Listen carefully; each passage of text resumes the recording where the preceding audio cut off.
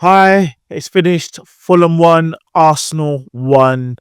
2 points dropped, guys. Honestly, I thought we was gonna go to Craven Cottage and get a result. Considering what's happened over the weekend, we knew that we had to win this game, especially the fact that Liverpool didn't play this weekend. Their game was postponed. Manchester City dropping 2 points over the weekend as well. So it was an opportunity for us to go to Fulham, get a win, not only because we didn't obviously get a result there last season, but because of the fact that we could have gone 4 points behind Liverpool. However, we failed again, and it just seems like it's more of a mountain to climb, considering that Liverpool would now have a game in hand. And ultimately, let's be honest, there's not much pressure on Liverpool as things stand. Honestly, let me just go back to the start. The starting lineup, honestly, I can't really make much complaints considering the injuries. And I did say in my match preview that if Calafiori and Gabriel wasn't available, the only other option was Kivior and obviously Zinchenko, but Zinchenko wasn't even in the squad. So I kind of predicted that Partey might actually go right back, Timber go left back, then Jorginho, and predicted also that Trossard might start over Martinelli, which is exactly what's happened. I wasn't really too phased about the starting lineup. I thought, you know what, it's probably the best that we could have gone with considering this current situation and the injuries and all that stuff. So you can't really complain when it comes to the lineup. Now, as the game started, it was one of those things where we started on a strong foot. We looked more progressive. We looked like we were the better team going forward.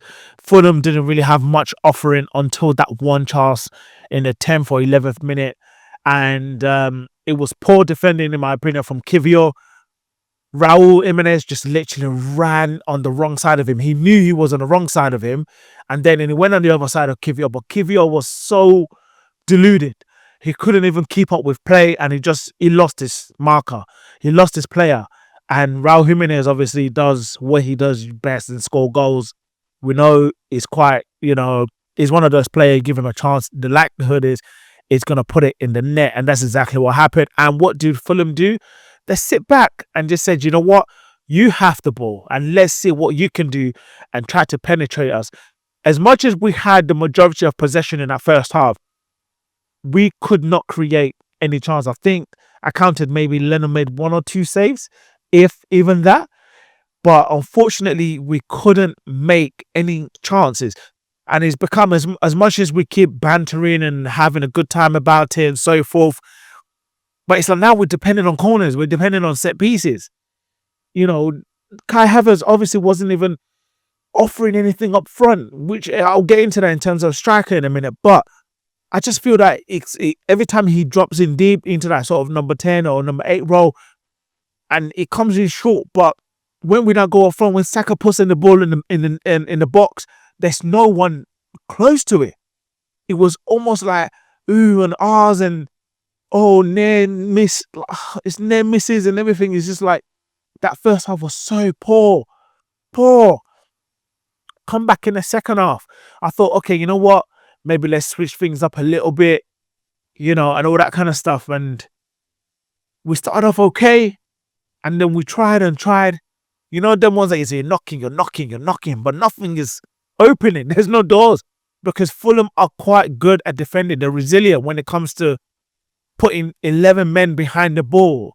And we know they've got a small field. They've got a smaller pitch than Emirates, for example. So they're going to be really compact. And unfortunately, we couldn't break them down. And what do we do? Once again, like I said, I'm watching the Tottenham game, by the way, and Tottenham has just gone 2-0 up, but I digress. And we got a set piece. And as I said, we are dependent on set pieces. And what happens is Cucurella getting taken off? Man saying his boots.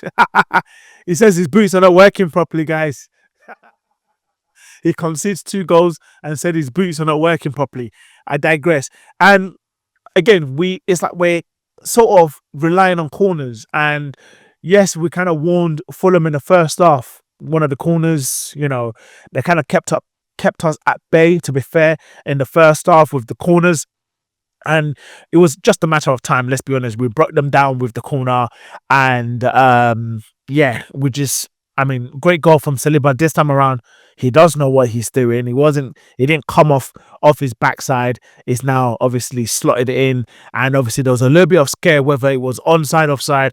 I knew it was onside. Obviously, I'm watching it on TV rather than live in the stadium, but I just knew it was onside.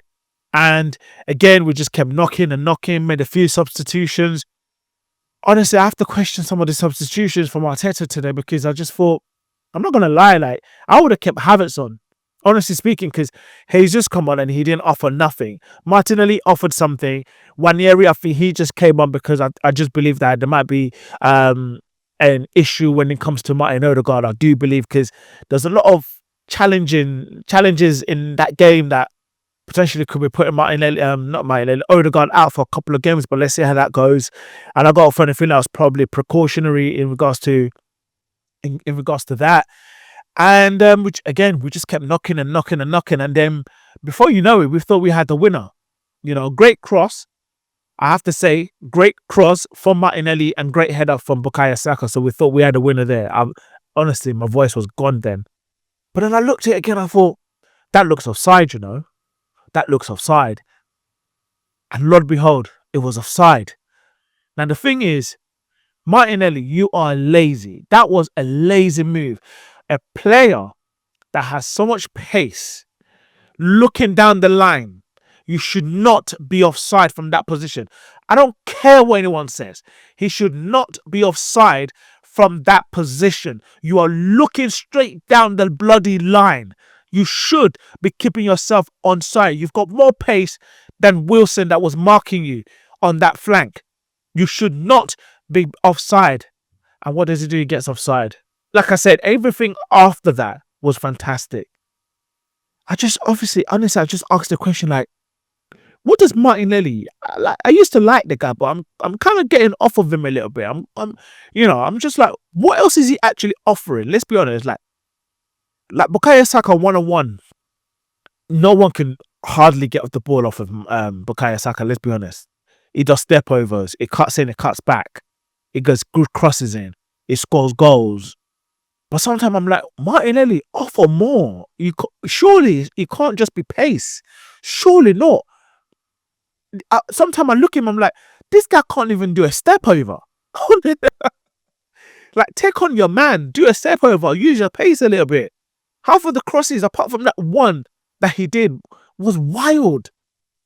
He wasn't even getting any man. There was no man getting on the ball. Honestly, I'm just like, we've missed one today. Honestly, I'm deflated. I'm not gonna lie. I was on a high yesterday when watching Man United and they lost to Nottingham Forest at home 3-2.